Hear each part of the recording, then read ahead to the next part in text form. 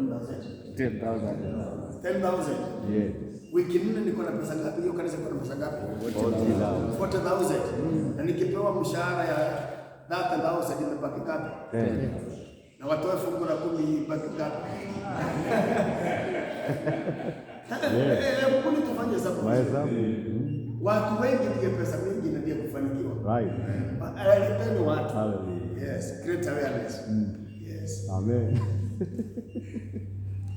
Abini watu mtu yeyote ameombewa na makanisa ile ingine na hapona aletwe hapa jana.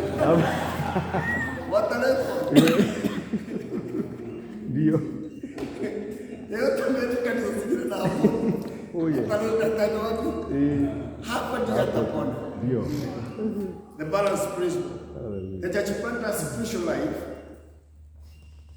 family life, and ministry life must be in biblical balance. The church planter's spiritual life, the church planter's spiritual life, family life, and the ministry life must be in biblical balance. You as a church planter, you must have a balance with your spiritual life, with your family life, and with your ministry life. Usipotelee kwa kanisa.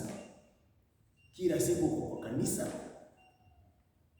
unatokanga usiku saa 10 kuja maombi na unarudi usiku watoto wakiwa wamelala. Hata mke wako wakiwa wamelala kwa kiti. Ulioa wanini? Hawa kikapakia. Gidi kibete kile. Yeah. Siwezi kuruhusu.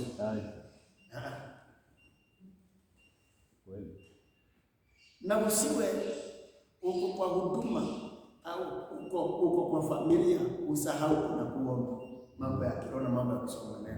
Have a balance. Amen. If I travel for a whole week and then I come back, I always make sure hata mgeni akikuja mimi sipitangi mlango ya nyumba. Gate itafungwa na mwingine, sio mimi. Sababu ni mimi nikae kwa nyumba. Hawa wengine wakienda waende wakuje ni wapokee kama vile walinipokea nikikuja. Hiyo ni principle yangu. Kama mke anaenda soko, mimi tuende na yeye, nimsaidie kubeba kikapu. Negotiation ni yake na kulipa ni kwake. Mimi ni kubeba. Kubeba mpaka tumalize. Na ukisema nimekaliwa, afadhali mimi nimekaliwa. Watoto wangu wamesoma na wamemaliza shule. Kijana anafanya kazi, anapewa sio mshahara kubwa, akona mshahara 200,000 per month, sio kubwa. Kijana naye amesoma amemaliza. Mimi sina mtoto shule. So niko na nyumba nimejenga, hata kama sio kubwa, si yangu. Sio yako wewe jenga hapa. Ndio sikaji rochi. Ndio. Unajua kuna watu hapa wanakaa rochi. Vile tu mnalipanga mwezi mzima. Sote ni maro. Sote ni maroji. Hallelujah. Mimi niko kwangu.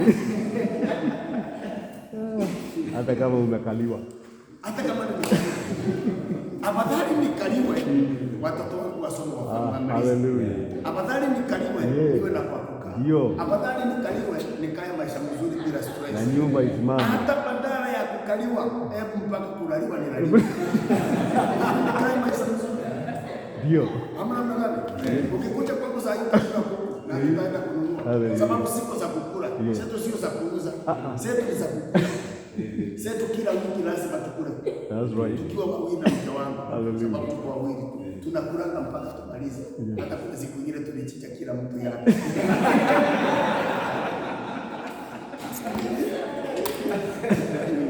Then number 11, the multiplication principle. The multiplication principle. How the churches will reproduce.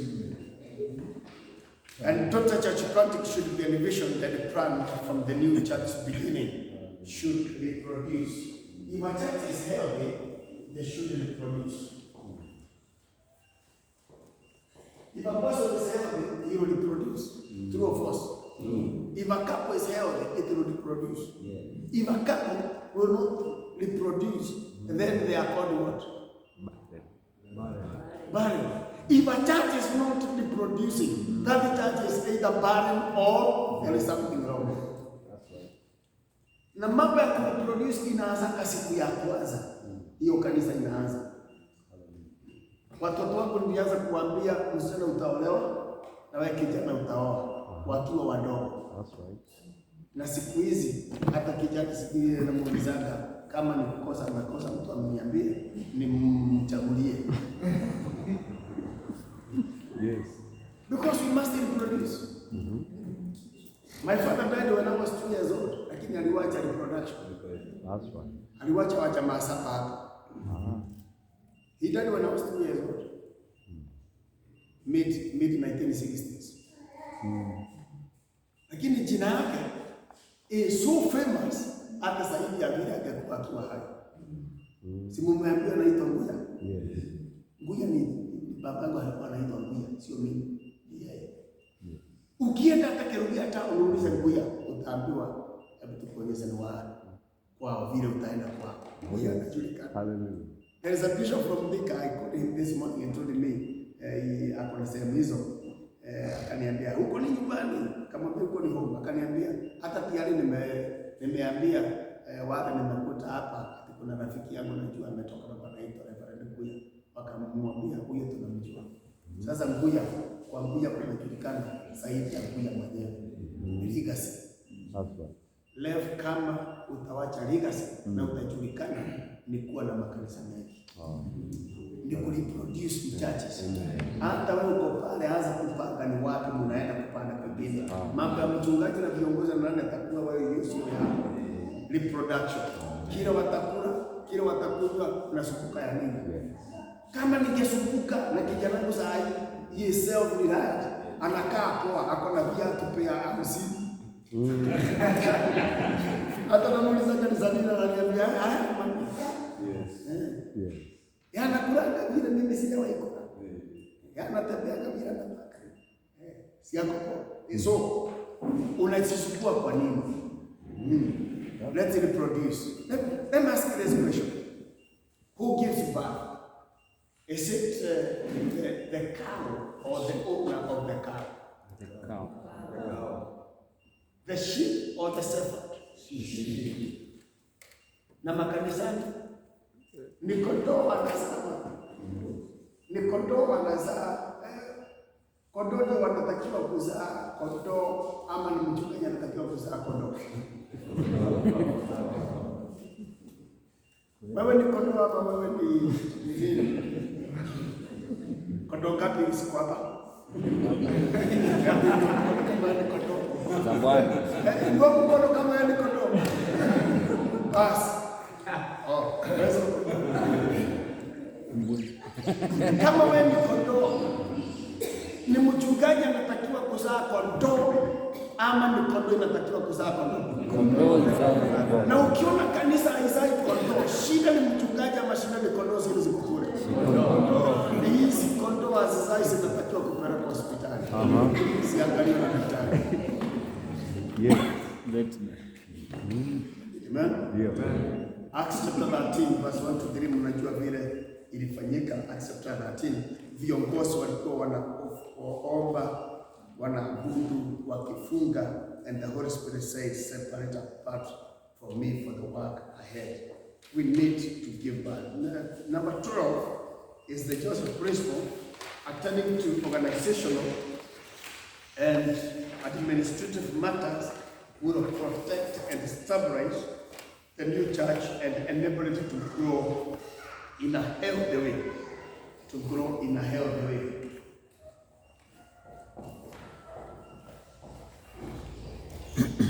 When we talk about the Joseph principle, about the things to do with organization and administrative matters, this is where we talk about, when we talk in terms of administration, we are talking that as a church planter, you need to do the work of administration very well. In this sense, when Joseph interpreted the dream, then he went further by saying, it's not only 7 years of famine and 7 years of plenty, but I have an idea as an administrator. Miaka 7 ya utele, kila mkulima akitoa 20% ya ile mavuno yake, ile miaka ingine 7 bado tutakuwa na chakula ya kutosha. We need administrators. Ili hata kama kutakuwa na lockdown, sehemu ya mchungaji bado haitapungua, itaongezeka. Because to have administrators. Amen? Amen. So, let's do the, let's plan, let's organize ourselves. Let's do the work in a way that it can help us in one way or the other. Administration is very, very important. So, here what we are told that we need to do the work of God in a fitting and in an orderly way. Fitting and orderly way. Kanisa iwe na mipangilio isiyo ni ya kufikiria. Nilienda kwa kanisa moja siku moja nikiwa nimealikwa as a speaker. Baada ya kuhubiri nikasikia watu wameambiwa kama mmebarikiwa kujeni mbariki mhubiri. Nikasimama nikaambia mhubiri yule alikuwa amenialika, hapana, hakuna haja wanibariki. Nimebariki mimi pia, nilikuja hapa sababu nimebarikiwa. Kamwambia hata kurudi najua vile nitarudi. Kamwambia ile gari unaona pale ite iko na mafuta hata tanki imejaa. Sababu nilijiuliza, wale watu wakubarikiwa si ana wanasimisha wabarikiwa. Si ni kweli hawakubarikiwa? Sababu mimi sibariki kila mtu. Ni kama wewe mchungaji kwa kanisa, washirika waondoka kwa kanisa alafu waanze kuleta shida. Walikuwa wa kuondoka na kuondoka ni eti hewa wakiondoka. Sababu hata wale ulianza na wao hawako wote. Kweli. Wengine walikufa. Sio ni kuondoka. Wengine wakaolewa si ni kuondoka. Hata watoto wetu si wanaondoka kwa nyumba. Kama kijana wangu mimi natukana na yeye na muona kama mwaka mara moja. Yes. Na ni wapi tu?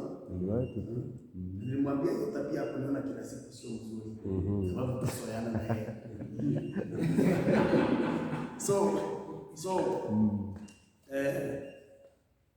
What I'm saying is very important to do the work administratively.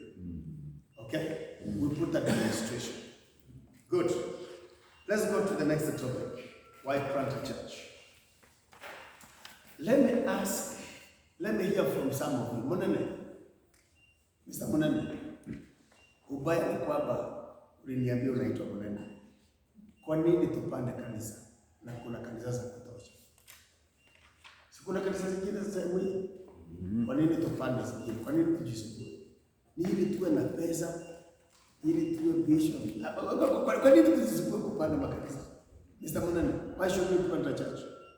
Why plant a church? So you are thinking, why the business of planting a church? Anything you say is an answer.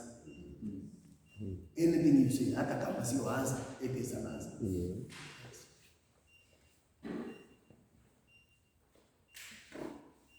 Yes, my friend. To reach out. To reach out. That's good. An answer. Someone else. Unakula midomo. Yes. Unaona unajaribu kutoaza kwa mdomo. To advance a vision. Yes, Munene sasa imeingia ya Munene. To create more opportunity or more availability of access. Ladies, why should we plant a church?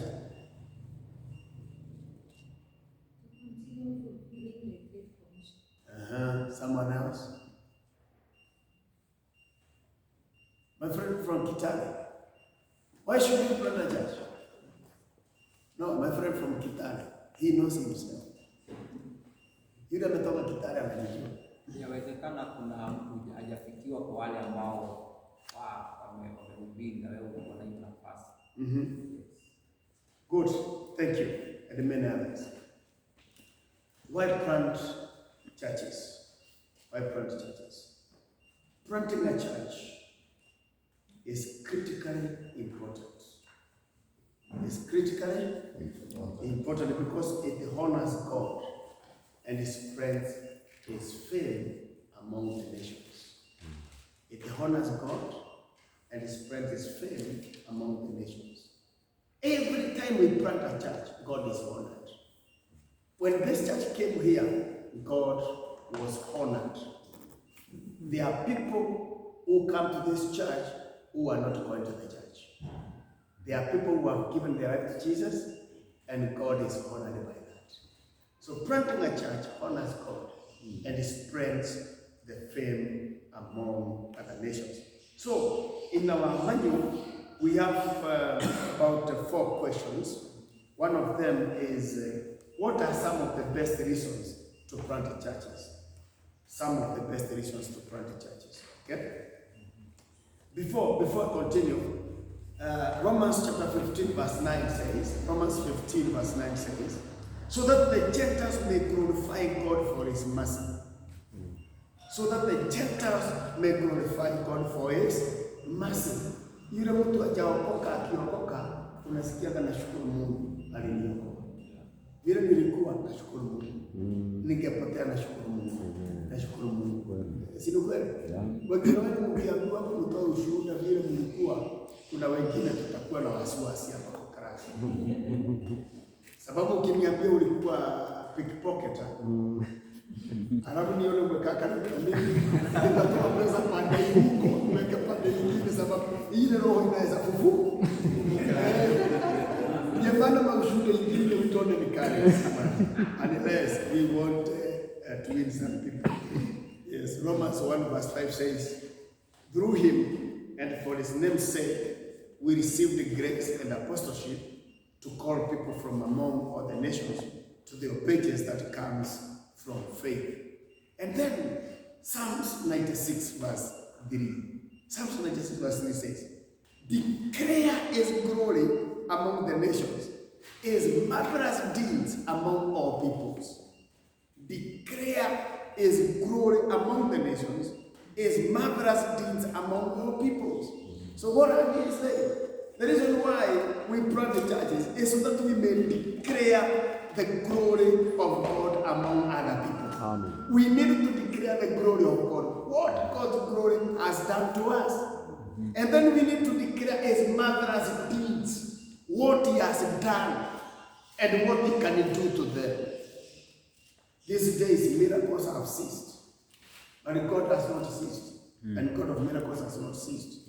We need to go back and start declaring His marvelous deeds among people. Let's tell people, even those who are dead, God can raise you from the dead. Because the Bible says He has given us power and authority, and He commanded us, go, heal the sick, cleanse the lepers, raise the dead. Yes, raise the dead. Yes. Nani aliambiwa? Nimejaribu kuraise dead mara kadhaa. Amen. Hallelujah. Na siku moja nilienda kuona my brother in law. Niliambiwa Messiah jioni. Kapelekwa motion source. The following morning I was there very early. Kaenda mahali aliwekewa hivi nikaanza kumuita. Nione kama atafufuka. Kufufuka mwe attendant akafikiria ni kichwa. Mimi sio kichwa. I was only exercising what the Bible says. Raise the dead. Oh, yeah. Akikosa kufufuka niko na mamlaka mara mbili. Yes. Niliambiwa raise the dead. Akikosa kufufuka nimepewa mamlaka mpaka na serikali ya kusika wale waliokufa. Amen. Kwa hivyo siwezi kukuacha. Kweli. Na ukweli ni kwamba hata wale walifufuka kitambo walikufa baadaye. Lazarus alikufa na tukuambiwa kufa kwake. Hata yule mtoto wa Jairus, hata yeye alikufa baadaye. Hata Dorcas. Ukipata nafasi ya kufufua. Nilijaribu hiyo 1996 kule Gatoto, shosho moja alikuwa amekufa akafufuka. Amen. Hiyo ilifanya mpaka chief wa eneo waokoke. Amen. Kuna miujiza je inaleta watu kwa kanisa. Oh yes. Hebu nikwambie. Mnakumbuka Goliath alikuwa ametesa wana wa Israeli. Alikuwa anafanya hivi, watu wote wanatoroka mpaka sorry. Imewekwa hapa ili inakufikiria. Wakati Daudi alikuja akamgonga Goliath akaanguka mbele. Biblia inasema wana wa Israeli who are not trained as soldiers, na siku 40 walikuwa wanakujaga hapo kila siku, walikipisha hawa wakawanyoroza na wakawapiga sana. Siku 40 walikuwa wapi wako wanapiga, wanawapiga tu sababu Goliath amewekwa chini. Do you know one person can bring revival in your church? One miracle can bring a revolution in your ministry. We need to do the work. 5 things very quickly why we plant. Some of the reasons, the best reason to plant church. One is to follow the biblical strategy. To follow the biblical strategy. Number 2, to evangelize effectively.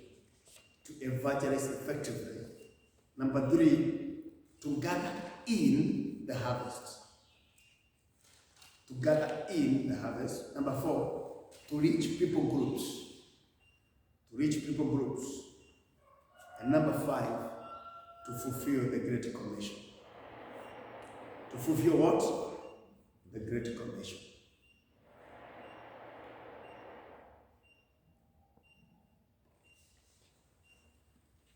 Wale watu wametoka Antioch. Hebu inueni mikono. Watu wa Antioch. Mnaweza enda mkae pande ile, ni watu wa Antioch. Mkae pale.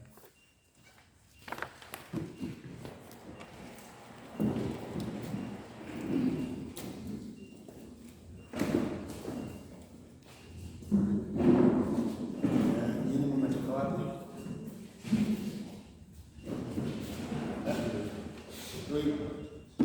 Mother Church. Not Father. Why not Father Church?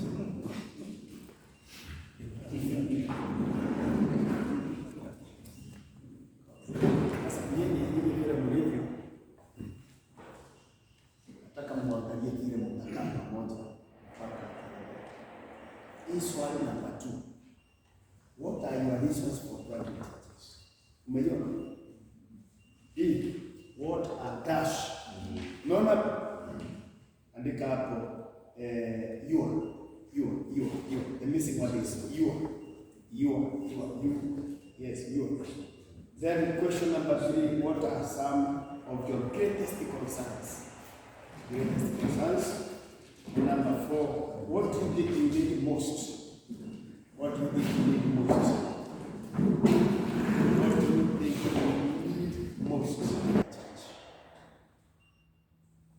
Mkae pamoja, kila mtu aongee. Na kuwe na mtu mmoja atakuwa akipika ile mambo unasema, na atakuja hapa ataambia mzee. Uko na dakika 5.